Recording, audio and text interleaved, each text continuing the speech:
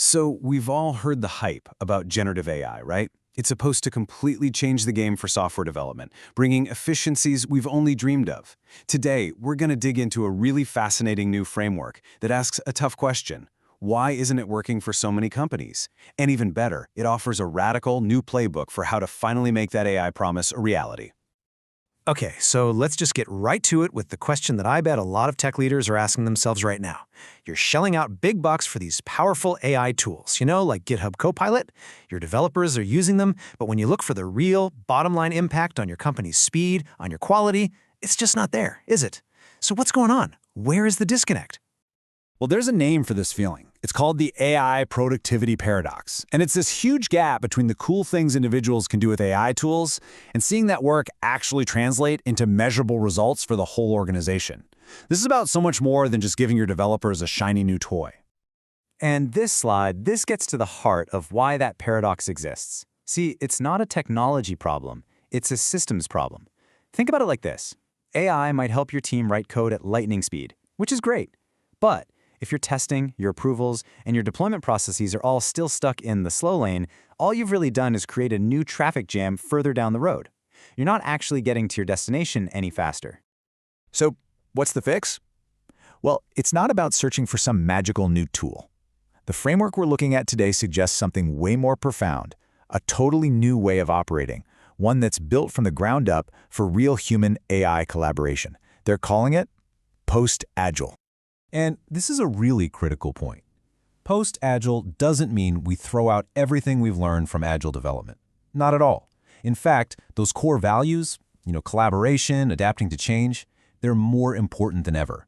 The real secret sauce is reinterpreting them for a world where one of your key team members isn't even a person, it's an AI.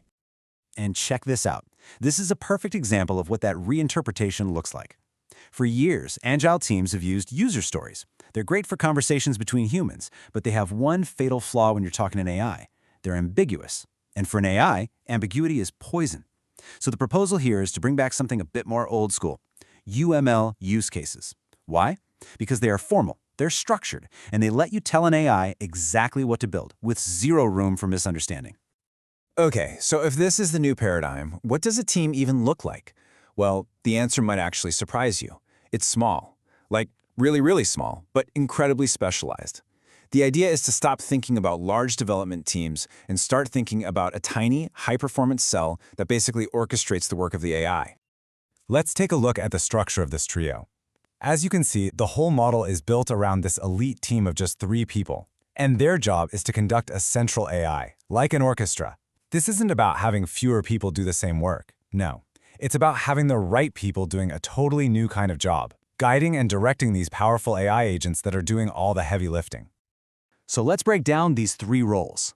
First up, you've got the product lead. This is your visionary. Their whole world is the what and the why. They are a master of strategic prompt engineering, translating the big business goals into crystal clear problems that the AI can actually go and solve. Next, we have the system lead. Think of this person as the architect, the technical backbone of the whole operation.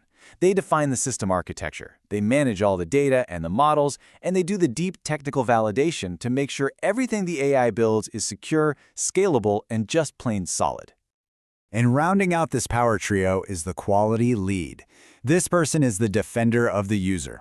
They design clever, AI-driven ways to test the product, but, and this is so important, they provide that final, irreplaceable human judgment on the user experience.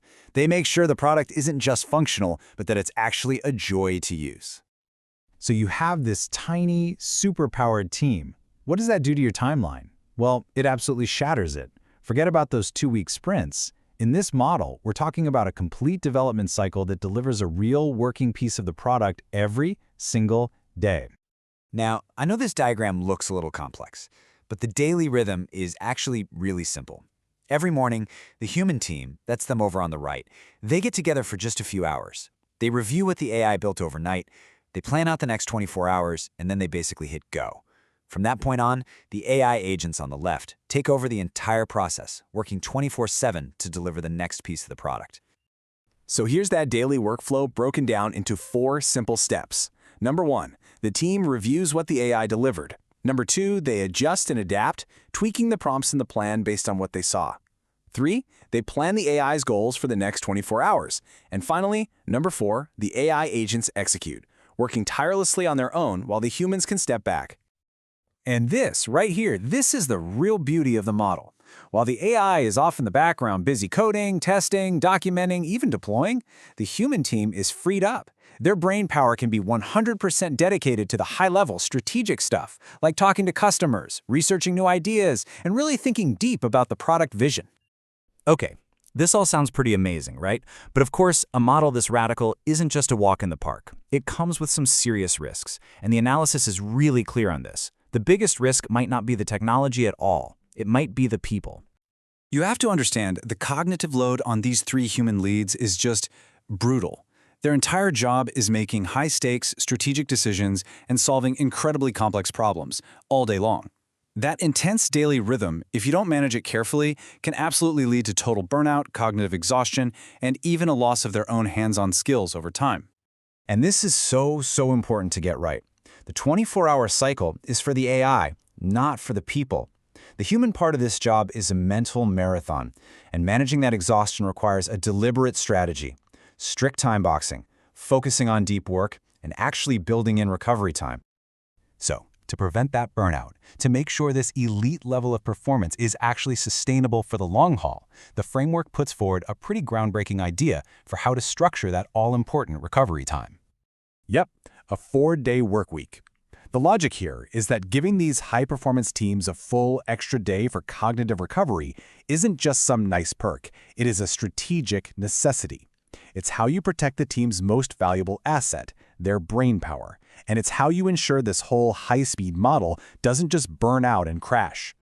And at the end of the day, that brings us to the most powerful idea of all. The biggest change required to unlock this new era of software development isn't about the tools you buy. It's about your mentality. The real question is whether your organization is truly ready to stop seeing AI as just another tool and start treating it as an actual intelligent teammate. And that, it seems, is the key that unlocks everything else.